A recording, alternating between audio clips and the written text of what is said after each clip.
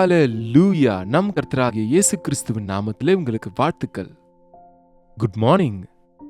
வாங்க இன்றைக்கு ஆண்டவருடைய வார்த்தையோடு அவருடைய வசனத்தோடு நம் நாளை தொடங்குவோம். ஜெபிப்போம்.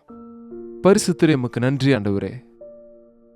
இன்னொரு முறை உம்முடைய வார்த்தைக்காக ஆசையோடு வந்திருக்கிற ஒவ்வொருவரையும் நீங்க திருப்திப்படுத்துங்க. எங்களுடைய வாழ்க்கைக்கு தேவையான எங்கள் மனக்கண்களை திறக்கிற உம்முடைய சத்திய வார்த்தையை எங்களுக்கு அருளும்படிக்கு கிறிஸ்துவின் நாமத்தில் கேட்கிறோம் பிதாவே. ஆமென். நல்லா இருக்குங்க. புது வருஷம் நல்லா இருக்கா? புதிய வருஷத்துல நம்ம நல்லா இருக்கோமா? புதிய வருஷத்துல சூழ்நிலைகளும் அதனுடைய தாக்கமும் ஏதாவது மாறி இருக்கா? சுற்றி இருக்கிறவங்க மாறி இருக்கிறாங்களோ இல்லையோ, சூழ்நிலைகள் மாறினதோ இல்லையோ, நாம மாறி இருக்கோமா? நாம மேலோட்டமான ஒருவேளை பழக்கங்களை மாத்தி இருக்கலாம். சில பழக்கங்களை பின்பற்றிட்டு இருக்கலாம். ஆனா உள்ளான மனிதன்ல மாற்றம் இருக்கா? உலகத்துல அநேக விதமான பக்திகள் இருக்குங்க. பக்தி பாவனையை காட்டுறவங்க இருக்கிறாங்க. அவங்க உடுத்துற வஸ்திரங்கள்ல, அவங்களுடைய பேச்சு வழக்கத்துல, அவங்க செய்கிற சில தான தர்ம காரியங்கள்ல அவங்க எவ்வளவு பக்தர்களோ, எவ்வளவு உத்தமர்கள்னு தங்களை நிரூபிக்க நினைக்கிறவங்க, பக்தியை காட்டிக்கொள்றவங்க இருக்கிறாங்க. உங்களுக்கு ஒரு விஷயம் தெரியுமா? இயேசு ஆண்டவருடைய பக்தி நம் வழிபாடுகளாலேயோ, நாம செய்கிற நம்முடைய கிரியைகளை வைத்தோ, அல்லது நம் வாழ்க்கை முறையை வைத்தோ, நம்முடைய பெயரை வைத்தோ மதிப்பிடக்கூடியது இல்லைங்க. பெயரை மாற்றுவது ரொம்ப ஈஸி தான். சில பழக்கத்தை மாற்றுவது கூட கொஞ்சம் கஷ்டமா இருந்தாலும் செய்யக்கூடியது தான். ஆனா கிறிஸ்தவ பக்தியினுடைய சாரம் வெளியிலிருந்து காட்டக்கூடியது இல்ல, அது உள்ள இருந்து வரக்கூடியது. Do you understand? புரிஞ்சுதா? உள்ளத்திலிருந்து வர வேண்டிய பக்திங்க.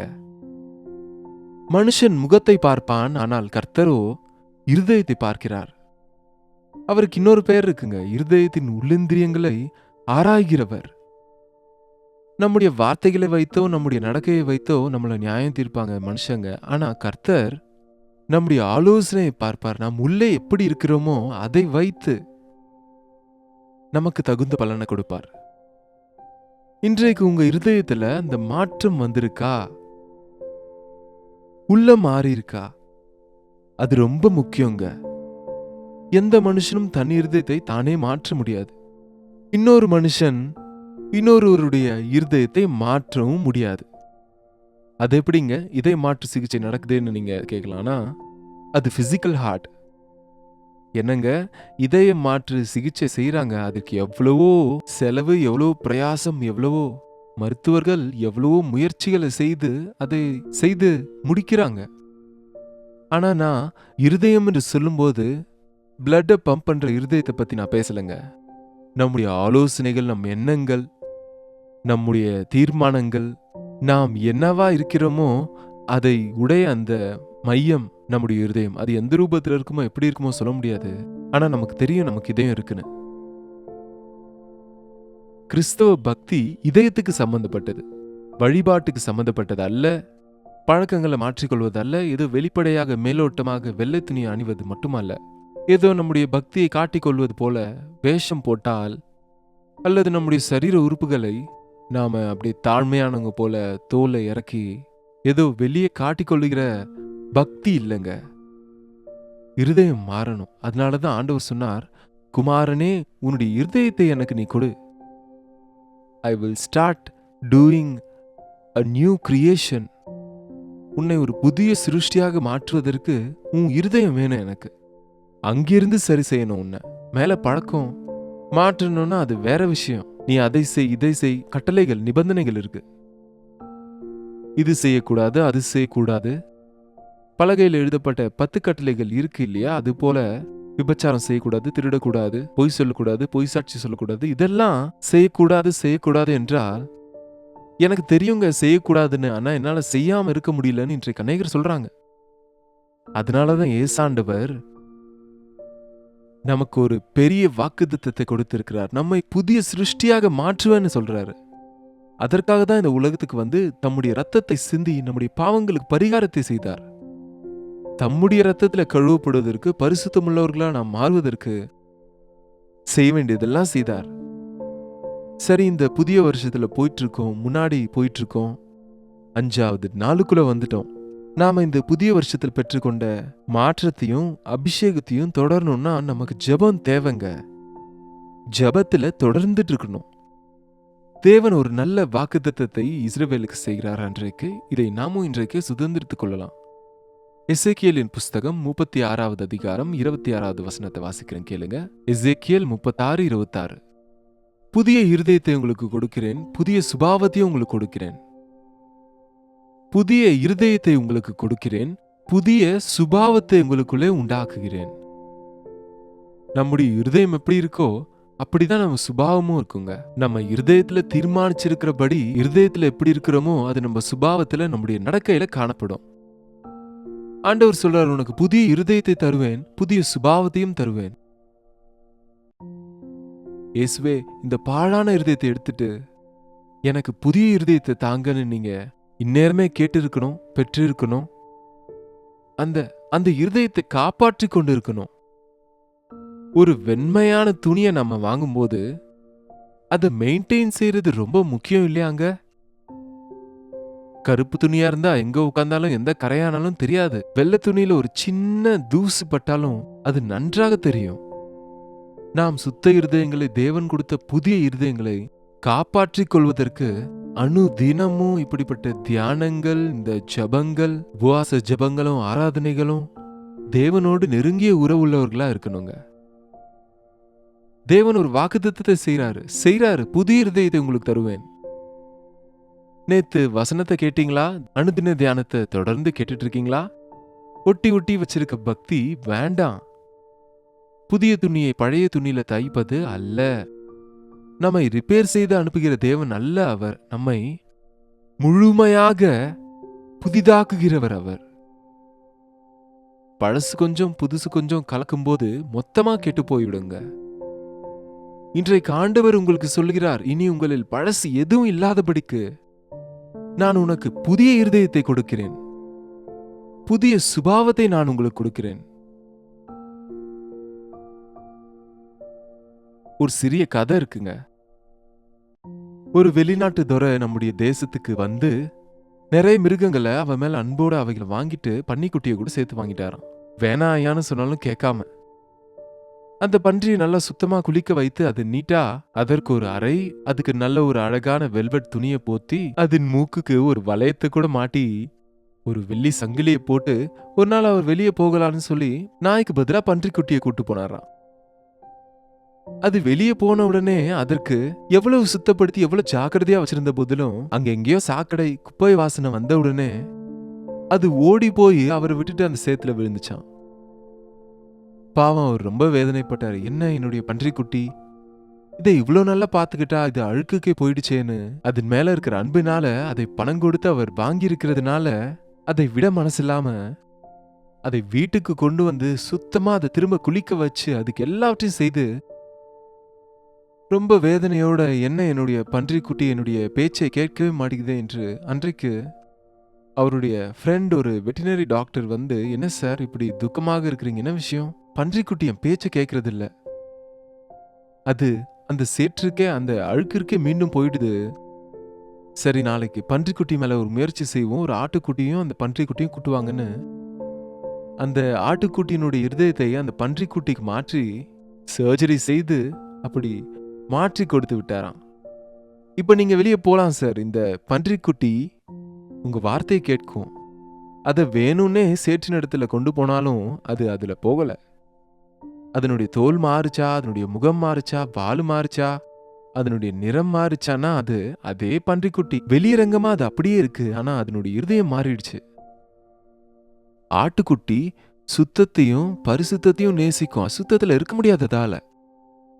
நீங்க ஒரு பன்றிக்குட்டியை கொண்டு போய் சகதியில போட்டீங்கன்னா அது எவ்வளவு என்ஜாய் பண்ணுமோ அதுல. அதுக்கு மட்டும் வாயிருந்தா தேங்க்யூ பிரதர்னு சொல்லும். அதே போல நீங்க வேணும்னா செய்து பாருங்க. ஒரு ஆட்டுக்குட்டியை கொண்டு போய் சேற்றுல போட்டு பாருங்க. அது அங்க இருக்காது. எவ்வளவு சீக்கிரமோ அதுல இருந்து தப்பித்து சத்தம் போட்டுக்கொண்டு வெளியே ஓடி போயிடும் அது. நம்முடைய இருதயம் மாறும்போது பாவத்துல நீ சந்தோஷப்பட முடியாதுங்க. பாவத்துல ஒருவேளை தவறி விழலாம் ஆக்சிடென்டலா, ஆனா அதுல நாம இருக்க முடியாது. பாவத்துல நீங்க நிம்மதியா இருக்கீங்க, பாவத்துல நீங்க சந்தோஷப்படுறீங்கன்னா இன்னும் உங்க இருதயம் மாறலன்னு அர்த்தம்.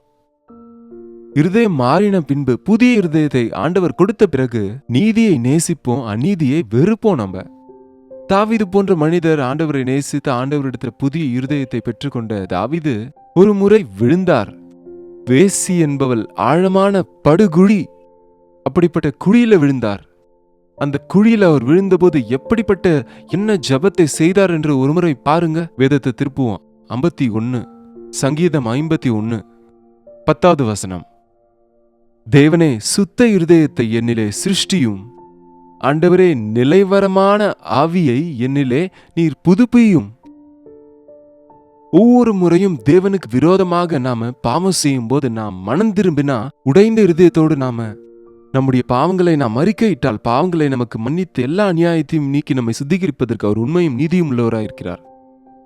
உனக்கு புதிய சுபாவத்தை ஆண்டவர் கொடுக்கும்போது பாவத்துல நீ இன்னும் மகிழ முடியாது, பாவத்துல நீ நிலைத்திருக்க முடியாது. சோதனை நிமித்தம் சூழ்நிலை நிமித்தம் பாவத்துல கால் சறுக்கினாலும் உடனே அந்த விஷயத்துல நீங்க எச்சரிக்கப்படுறதுனால, கண்டிக்கப்படுறதுனால, உங்களுடைய மனசாட்சி உங்களை எச்சரிக்கிறதுனால நீங்க முழங்கால்ல விழுவீங்க. அதுதான் தாவீதின் அனுபவம்.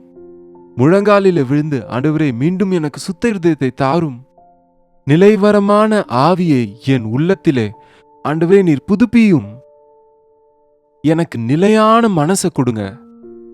எத்தனை பேருக்கு உங்கள ஸ்திரமான மனசு இருக்கு? ஒரு தீர்மானம் செய்தா அதை தக்க வச்சுக்க முடியுதா? நான் பாவத்தை பார்க்க மாட்டேன்னு சொல்லி பாவத்துக்கே அடிமையா இருக்கிறீங்களா?